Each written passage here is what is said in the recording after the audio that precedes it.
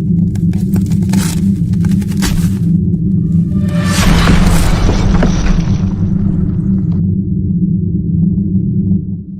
guys, welcome to Fantasy Tipped. Max here with you one more time.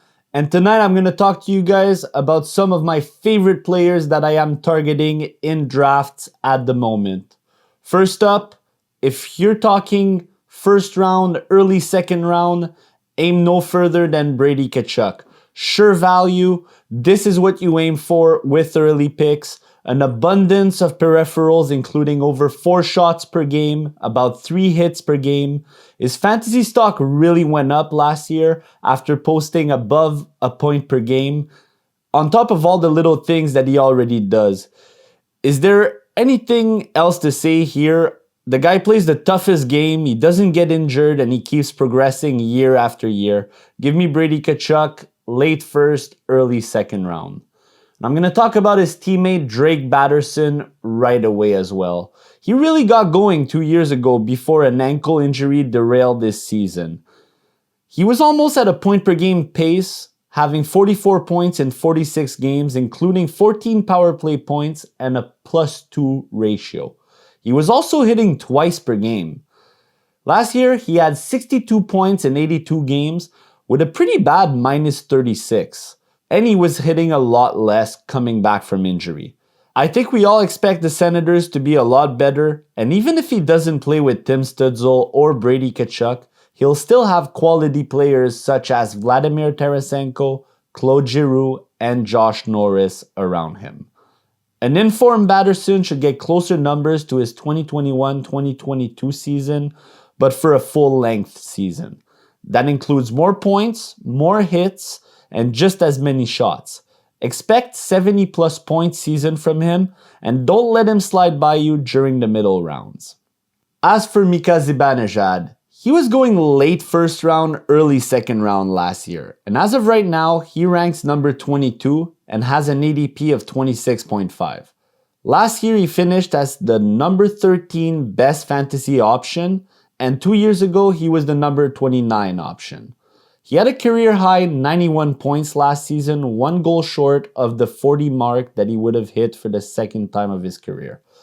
I believe this guy is in his prime, 2 consecutive years above 80 points, solid power play options in Panarin and Fox around him, makes him an extremely dependable and conservative pick. I think Zibanejad is sure value, especially at his ADP. You know you're getting consistency all year round. Up next, we have Nichushkin, top 6 role in Colorado on a team that is begging for depth at the moment. He for sure will have a huge role.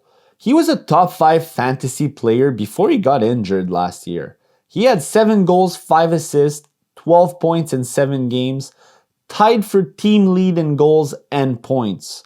During the 29 games he's missed, Colorado averaged 3 goals per game. Before that, they were averaging 3.5 with Nichushkin in the lineup. I think him, Drouin, and Lehkonen will fight out for the last 2 wing spot on the PP1, with Rantanen normally in the middle and McKinnon at the point. And at his ADP, it is a great player to gamble on. One of the highest ceiling, just cruising in the mid-rounds. And if he can get a full season, we're looking at an above 65-point player with an even higher ceiling. One of my favorite players in fantasy is Sam Bennett. He's been a Mr. Clutch staple for years now. Let's take a look at some numbers.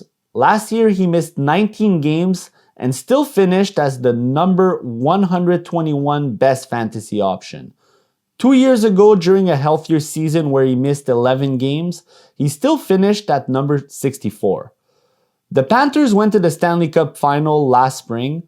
What happened during that time? Bennett is only going at 167.8 and ranked 177.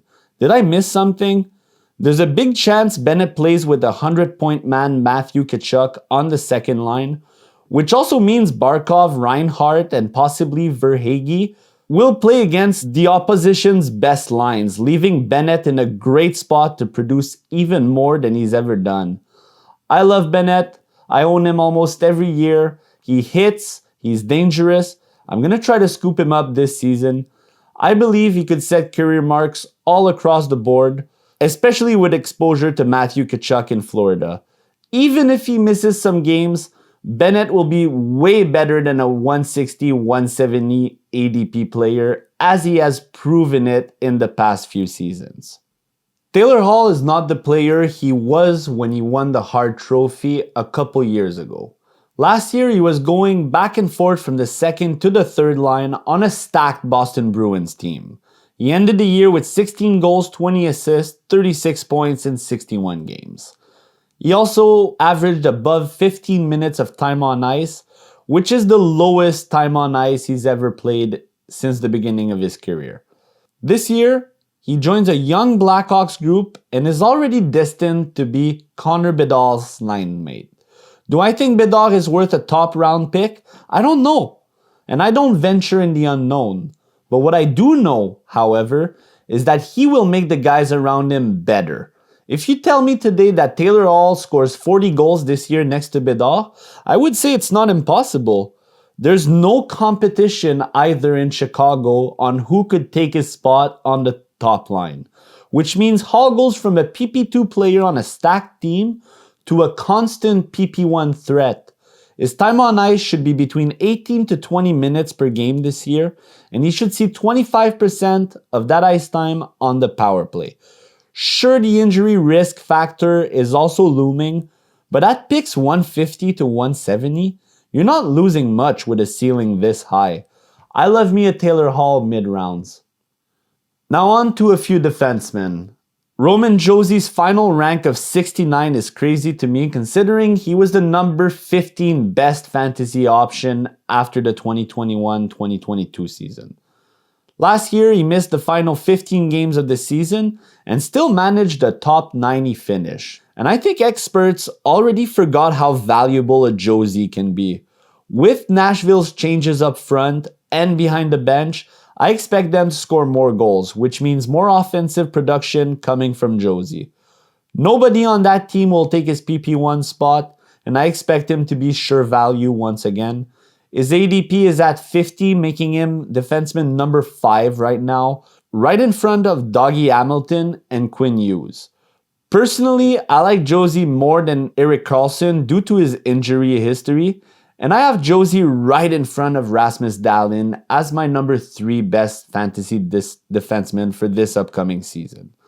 Also worth noting that on that team, Tyson Barrie is a lot less appealing to me this season since he'll be behind Josi on the depth chart. Heiskanen had glimpses of greatness in his first 4 years, especially in the Dallas Stars Stanley Cup final run, but it never was consistent. Last year, the bubble popped, and it popped for real, where he exploded for 73 points in 79 games, including 34 power play points. He is the true number 1 in Dallas, and with all the mouth-watering offense the Stars boast for the upcoming season, I don't see Heiskanen finishing with less than 65 points. The ceiling is really high, and he provides sure value in the mid-60s. He is a number 1 fantasy defenseman, but with his ADP, he could be a number 2 on your roster, and your defense could be extremely potent offensively with Heiskanen in your lineup. I've been over Zack Werenski before. Top bounce back candidate. He will be the Jackets' number 1 defenseman. He hasn't played in a while, but I think it won't take long for him to get his repairs back. This is a defenseman who has the potential for 20 goals per season for years to come. He has dangerous guys who can finish ahead of him in Patrick Laine, Johnny Gaudreau and company that makes up for the lack of depth and a lot of youngsters. If he remains healthy and can do the full season, which I am confident, we'll be seeing him in the top 100 at this time next year, no doubt about it. Expect career highs in points for the Jackets D this season. I am super confident in Werenski. He will outclass his ADP of 159. Up next, we have the Montreal Canadiens' number 1 defenseman, Michael Matheson. Come on, a PP1 quarterback who averages 2 points every 3 games, this late? When Matheson remains healthy and does what he does best, you'll be biting your nails in January for not having him in your lineup when you very well could have. When Matheson arrived in Montreal, I was hesitant.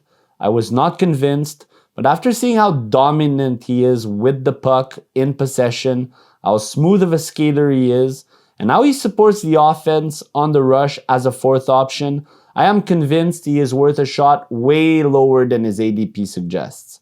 Sure, there is injury concern here, but the guy had 8 goals, 26 assists, 34 points in 48 games on a subpar Canadiens team. His PP1 spot is safe and sound. The Abs are a lot more complete and healthy this season. It's also worth noting that he was a +7 last season, so you know that Matheson is a complete package. He also blocks a lot of shots. Matheson is a sneaky pick that can give you loads of points for a defenseman drafted this late, and his average ice time last year was 24 minutes, 27 seconds. Good for 11th in the league.